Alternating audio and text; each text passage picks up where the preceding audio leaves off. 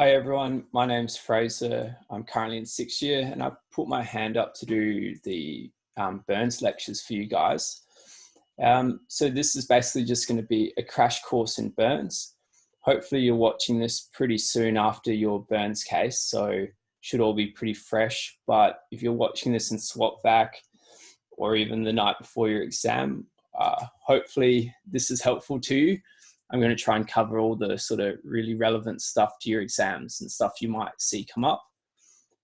In terms of what I used Anatomy and Physiology book. I used Saladin, the Unity of Form and Function. I also used Up to Date, and this is also going to contain just things I remember learning at the time in 3rd year and that I found helpful and stuff that came up in exams as well.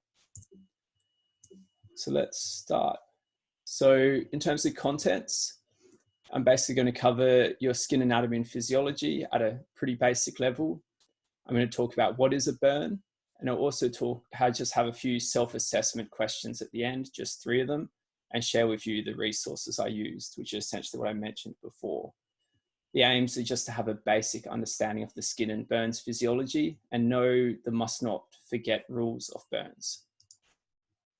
So basic anatomy and physiology of the skin. Well, it's the largest organ in the body and it's the heaviest organ.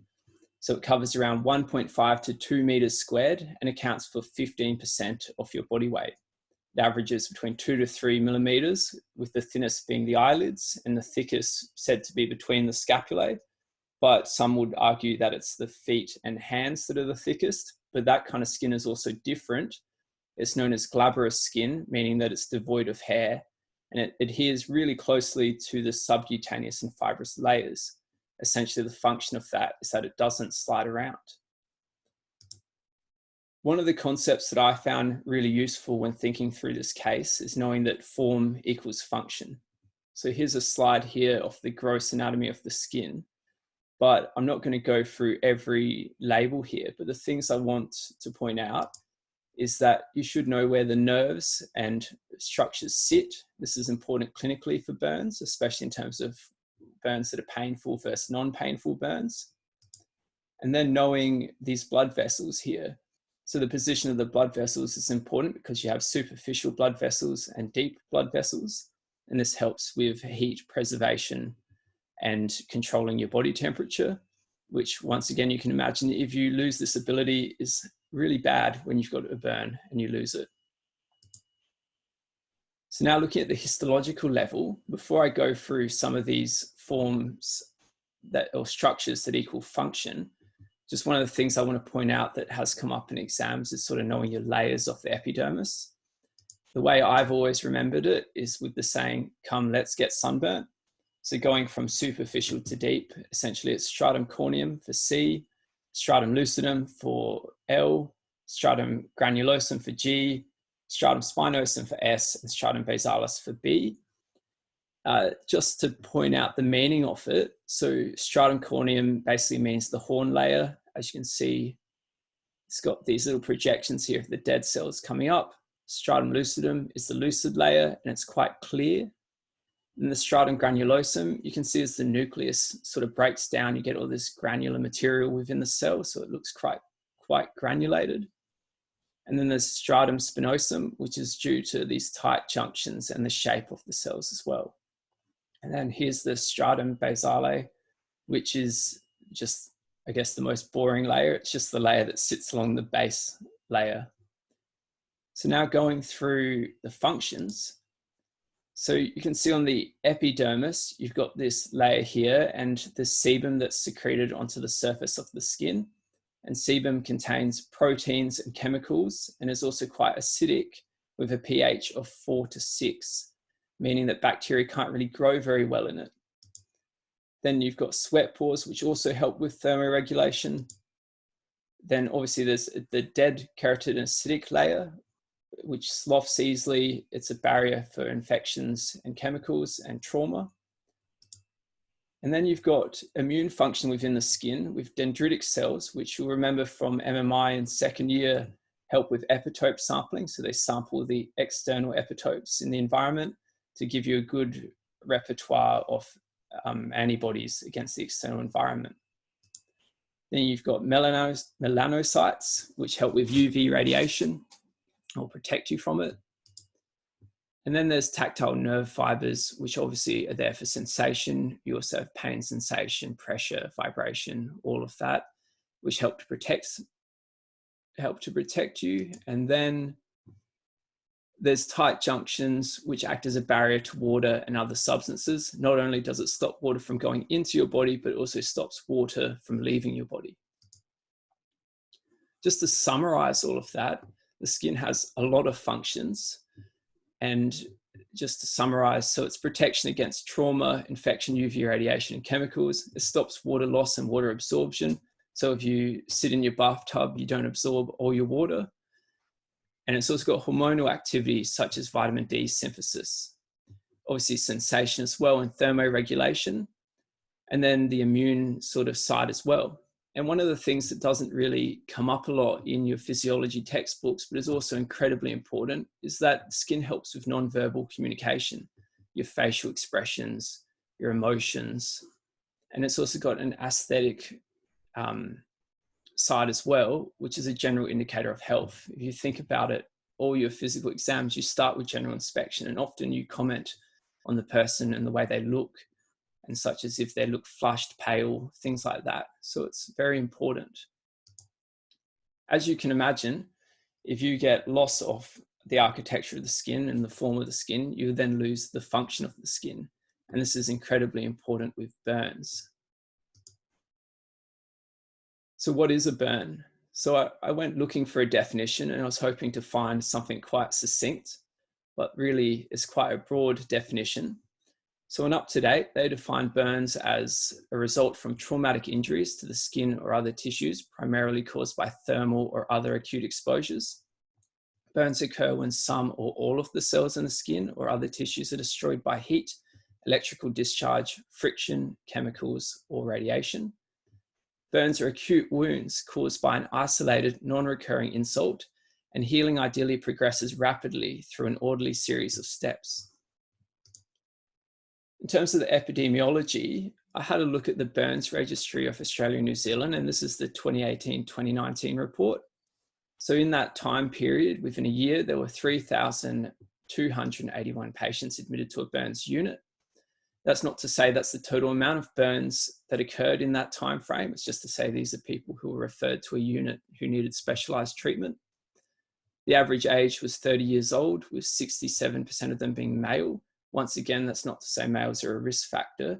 It's just that in that time period, majority of them were male. 33% of adult burns were due to flame, 56% of pediatric burns were due to scalds, 3% of burns were self-harm. 29% of children did not receive adequate burns first aid, which I found quite interesting. And 10% of patients with a burn exceeding a total body surface area of 20% died. So it is quite significant. In terms of the etiology, as you can see, there's lots of different etiologies for burns with heat, radiation, electrical, and so on. And I came across friction burns, and I didn't realize this was such a common thing. And I went looking into what they meant by that. I came across treadmill burns, which are apparently pretty severe and have their own guidelines on how to manage them. In terms of classification of burns, there's 3 things that you need to know. You need to know the total body surface area percent affected, and you need to be able to know the full thickness and overall area that's been affected. And for you to know that, you need to know how to calculate the depth of a burn.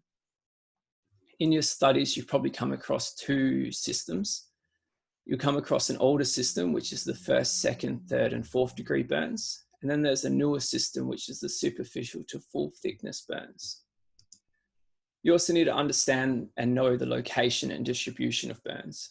So for example, circumferential burns, burns involving the mouth, nose, hands, joints, genitalia, etc. These special areas, it's really important to know where the burns are. The reason being is that a 1% burn on the forearm is managed very differently to a burn on or around the mouth or genitalia. When you read about total body surface area percentage of burns, there's probably 3 methods that you'll come across. And that's going to be the Lunton-Browder chart, the rule of nines, and the palm method. Now, each has their advantages and disadvantages, but if you are asked which is the most accurate way of measuring, you're going to say Lunton-Browder, especially in children where their head sizes tends to be disproportionately large to their body.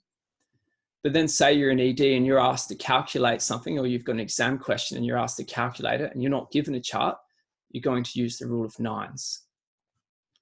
The palm method is most accurate with smaller burns, but you wouldn't use it for large burns.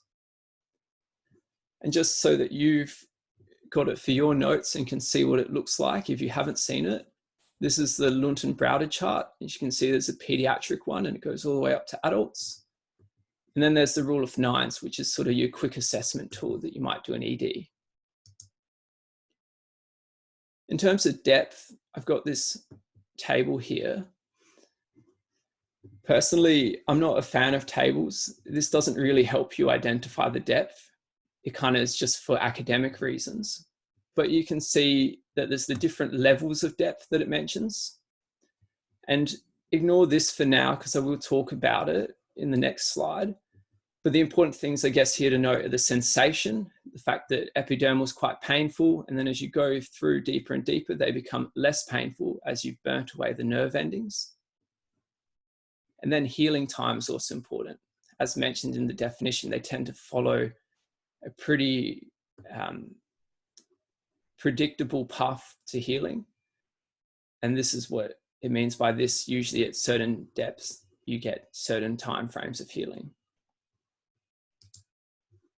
So this is a burns depth assessment algorithm that I found from some really old notes that someone presented to me in third year. But one of the things I wanted to point out is it mentions, is it slippery? The truth is that if you're given an image, you're not really going to know, is it slippery or not? But essentially this translates to, is there a blister or not? And you've got to ignore the circumference and focus on the central area of the burn. And I've got an example later on. But just to step through it so everyone's aware. So when you look at the burn, if you can see the epidermis, so basically you look at the area that's not burnt and the area that is burnt. And if there's epidermis present, well, then it's an epidermal burn. But the other thing to do is you need to be able to touch it and slide your finger across it to confirm the integrity of it. So Nikolsky's sign is when you slide your finger across the burn and then the epidermis lifts off the dermis. If that happens, there's no integrity, meaning you go straight to no. And then the other thing you can do is you then say, well, is it slippery? Or you say, is there a blister? And so if there is a blister, you go yes. And in this chart, it's broken it down into superficial and mid-dermal, but I would just ignore that. Essentially, it's the same thing. And so you say, is there a blister? Yes, well, then it's superficial dermal.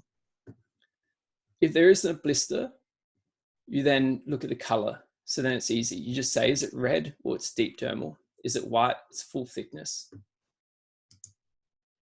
And just to visualize it all and put it all together and to compare it to the 1st to 4th degree method, you can see you've got your layers of skin, and then you've got your epidermal burn, obviously doesn't cross into the dermis. Then you've got your superficial partial thickness, which goes into the dermis, but probably doesn't pass the halfway mark.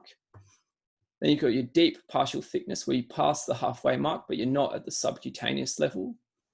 Full thickness, you have no dermis left, it's at the subcutaneous level. And then you've got your deep burn injuries where that's the easiest probably to assess because you see muscle as deep burn. Then I mentioned location and distribution is crucial. And the reason why that is because you need to know if you're going to refer them to a burn center. The other reason is, as I mentioned before, if they've got circumferential burns, they're going to need special surgeries, so escherotomies. If they've got large surface areas, they're going to need grafts or reconstructive surgery as well. And then the other really important thing is if there's any airway involvement, you're going to get anesthetics involved. And interestingly, there's not actually many specialist burn centres in Australia, though in South Australia, we're lucky because Royal Adelaide and Women's and Children's is, but these are all the burn centres in Australia. So then you have to ask yourself, when does a burns expert need to be involved? So I've got a list here of the reasons why you would refer someone. But the things I just wanted to point out and things I remember coming up in exams or OSCEs and things like that, and this is from 3rd all the way to 6th year or 5th year for exams, is burns greater than 10% total body surface area, burns greater than 5% in children, any full thickness burns greater than 5%, and burns in special areas, and of course your burns with inhalation injury. These are the things I remember coming up in exams. Though I would recommend you know all the others as well. I'm just pointing that out to you. In terms of burns management, you can never really go wrong if you break your management up into acute and chronic management.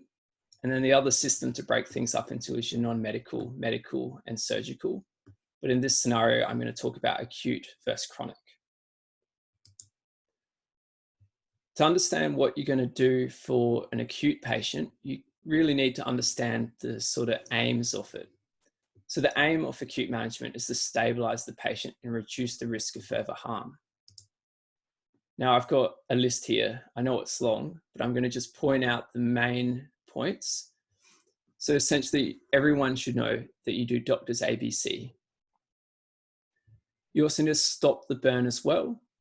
So it's and a general first aid rule is that you run cool running water over the burn for 20 minutes, but that's obviously dependent on the scenario as well. You remove clothing, jewelry, and essentially anything else that could be an infection risk or could constrict the burnt limb, such as rings around the finger, as when swelling sets in, obviously it's going to constrict. You need to protect the airway. As I mentioned, any hint of airway involvement, get anesthetics involved and intubate. You need to maintain perfusion. So that's where probably the key word here is Parkland formula, which I'll talk about in a bit. And monitoring urine output is really important to know if you're giving them adequate perfusion. Analgesia and sedation. People are either going to be in really severe pain or they're going to be so shocked, and for you to do everything to them, you're going to need to sedate them. Involving burn specialists, this is really important, and that's why you need to know your referral criteria. And reducing the risk of infection. So sterile dressings, good hygienic environment, and understanding some of the physiological changes that happen during burns with, say, translocation of gut bacteria into the bloodstream. And having an understanding of the organisms that you'll get in the time frame you'll get them. So as a general rule, within the first 2 days, so 48 hours, gram-positive bacteria such as Staph aureus and your group B streptococcus such as Strep pyogenes become common. From days 2 to 21, you start to see gram-negative bacteria. A particular one that's mentioned often is Pseudomonas aeruginosa. And a key with it is that's often described to have blue-green pus and a grapefruit smell. Though I do remember a lecturer saying it was more of a caramel smell, but essentially a sweet smell. And then later down the track, you start to think of your fungi and complicated earlier infections. Understand that when someone has a burn, their calorie requirements go up and you need to be able to feed them because they might not be able to eat, especially if they're sedated. As a general rule, the 2 ways you can give people nutrition is you can give it through their veins or you can give it through their gut with, say, like a nasogastric tube or an enteric feeding tube. The other general rule here is that food was never really made to go in your veins, so you should always opt for putting it down into the gut when you can. Try to prevent rhabdomyolysis. Usually there's a lot of trauma to underlying muscles and tissues, so you're at risk of renal failure and impaired renal function. And basically the only treatment you've got is to just resuscitate them adequately. Controlling the body temperature, really important. You lose your skin, you can't control your body temperature. So you need to give warm IV fluids, warm room air, and warm air blankets. The other side of things is to remember your VTE prophylaxis. They're probably going to be bed bound, so they're also at risk of pressure ulcers. So you want to try and avoid losing more skin by making sure they don't get pressure ulcers. Also remember that people who go for these massive stress responses of burns can often have decreased blood flow to their gut and things like that, and it puts them at risk of stress ulcers. in the stomach as well. So Parkland formula, I mentioned this was a key word and it's really important in burns. So the Parkland formula is total body surface area percent times weight times 4 mil.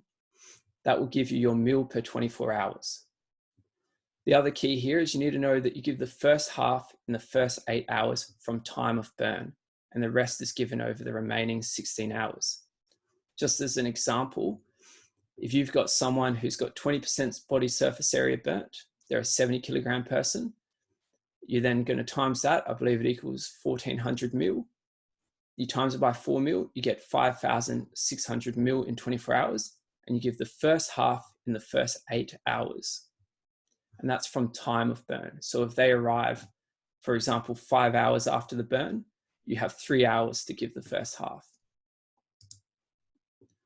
I also just want to note that the Parkland formula is generally used for large burns and people with ongoing maintenance as well. You need to calculate that, but it's obviously case specific and depends on the team. Generally, urine output is your best measure of perfusion. So you want to get a 0.5 to 1 mil per kilogram per hour, and that indicates adequate perfusion to the kidneys, which indirectly suggests adequate perfusion elsewhere. And the other thing that you need to note is that you don't use normal saline, you use something like Hartmann's solution. And I've also come across articles saying you use Ringer's lactate as well, but Ringer's lactate has a similar composition to Hartmann's solution. Just also note that in burns, you normally lose your plasma volume, not really blood. They don't tend to bleed, it's more just the plasma that you lose.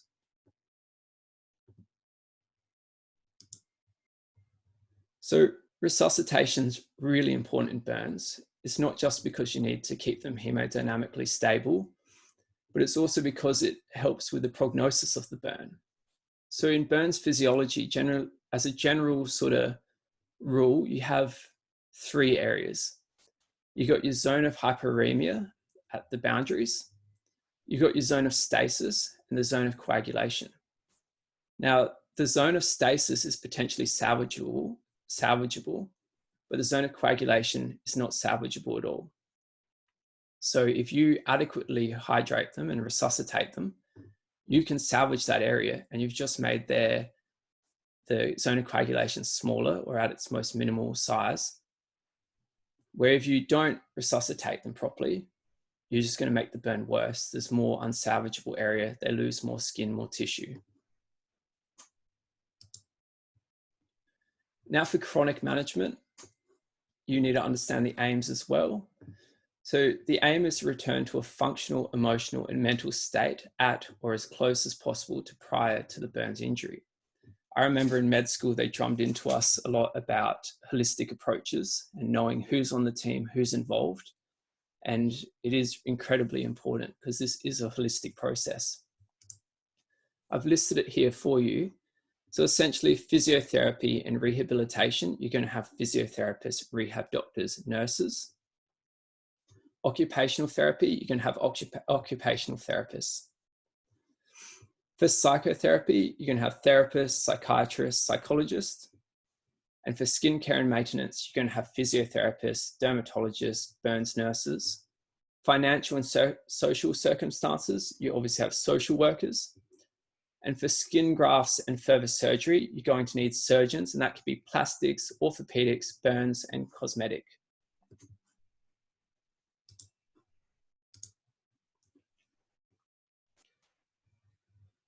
Another really important area is understanding skin grafts. So it's quite complex, and I've summarized it as best as I could.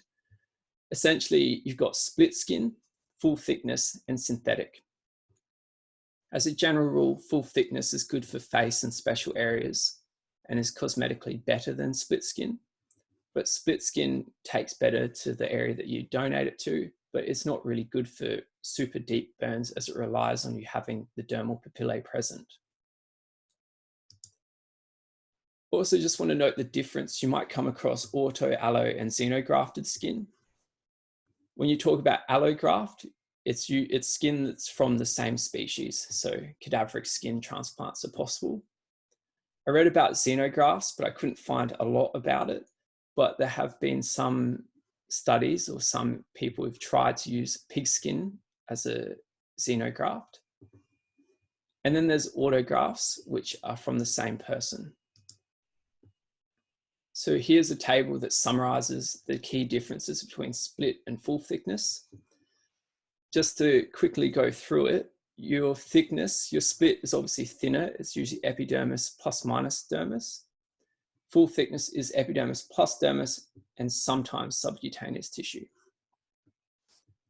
Donor areas, splits can be taken pretty much anywhere where there's normal skin and then transplanted. But full thickness, you tend to go for what are called flaps. So you might have a burn on your shoulder, but normal skin below on the arm. So you might make an incision on the arm to release some skin, flip it around to create a flap, sit it over the shoulder, and then suture up the lower arm. In terms of healing, you get epithelialization with split. We get primary closure with full thickness. The split skin tends to take easier to the new site, where full thickness, it's not good for granulating or healing wounds. It's one of these things where you'd put it over fresh underlying tissue. In terms of contraction, as a general rule, split contracts more over time, where full doesn't. And full thickness has better cosmesis with normal color, where split becomes hyperpigmented over time.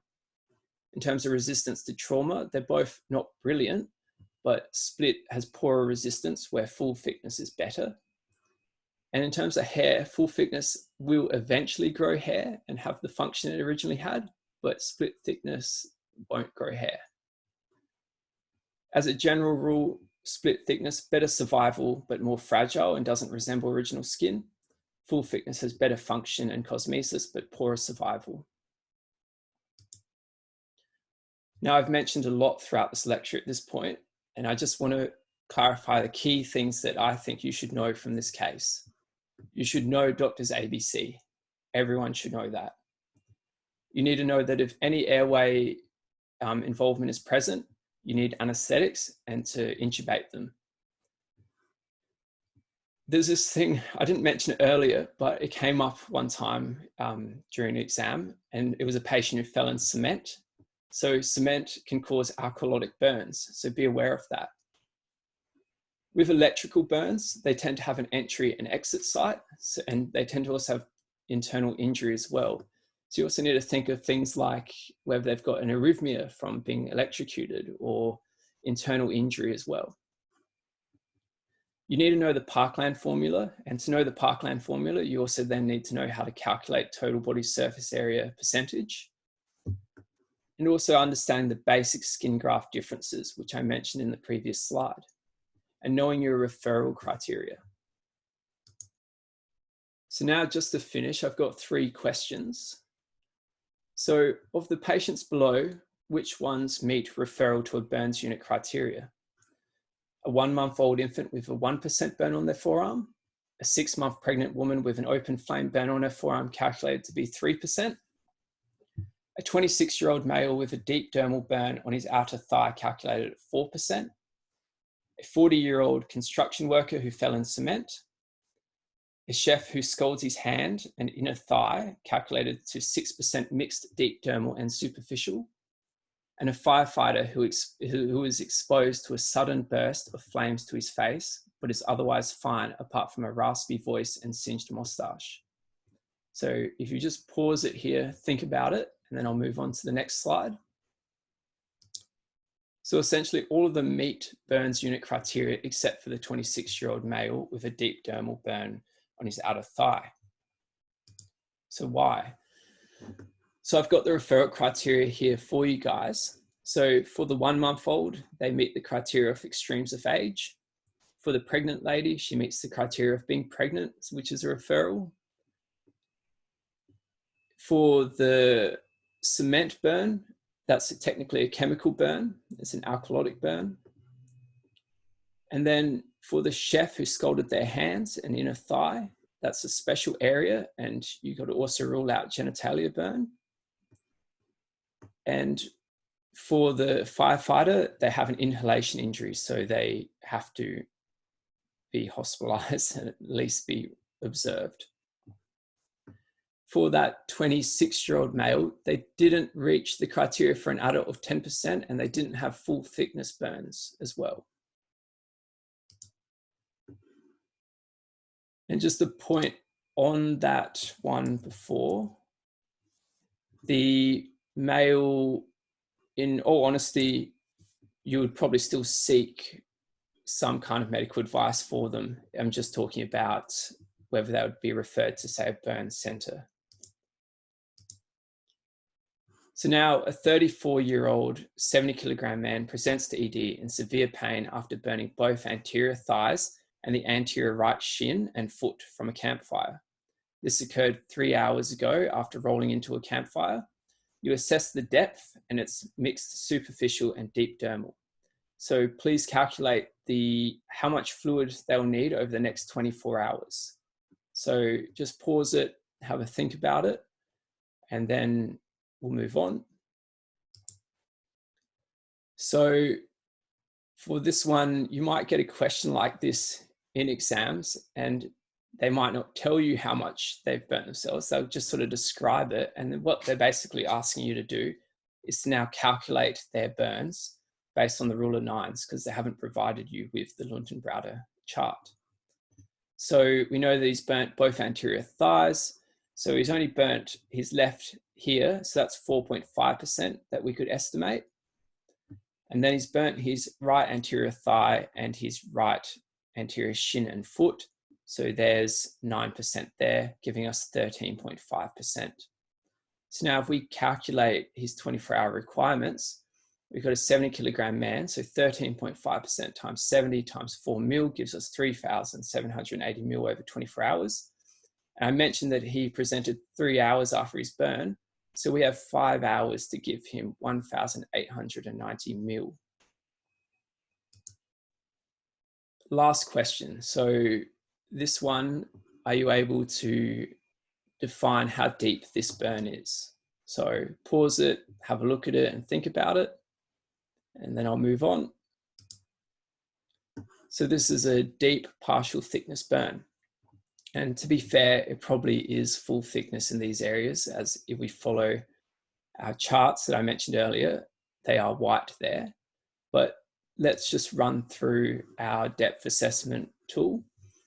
So we look at the burn. Is there epithelium? Well, this is epithelium here, and there clearly isn't any here, so no. We then move down. So is it slippery? Well, it's kind of hard to tell. We're not actually there, and the pictures don't really show this. But we can ask ourselves, well, is there a blister? So there is no blister. I agree that this bit is raised, but I wouldn't say that's a blister. And I also agree that on the outskirt, you can see a blister wall. But as I mentioned earlier, you should look sort of in the center area, because a burn will always go more superficial as you reach the edge. And as you can see, this is an epidermal burn here, and then it would go deep into a full thickness burn in here. So coming back to this, so is there a blister? No. And now it's easy. What color is it? Well, it's mostly red, so it's majority deep dermal burn. Though, like I said, I do agree there are some white bits, and going off our system, we would have to assume full thickness until proven otherwise. So that's the end of the lecture. And I've just got some resources, probably the most useful resources to you guys, especially if you're trying to cram the night before an exam, would be Up to Date and looking at this assessment and classification of burns injury tool, because this will cover pretty much everything you need to know about burns at your level, probably even a bit beyond it. In terms of skin anatomy and physiology, any anatomy and physiology book will do. I use Saladin's Anatomy and Physiology and really like that book, so by all means. And then there's these, if you want statistics, you can go and look at the Australian New Zealand Burns Association website or the Burns Registry of Australia and New Zealand.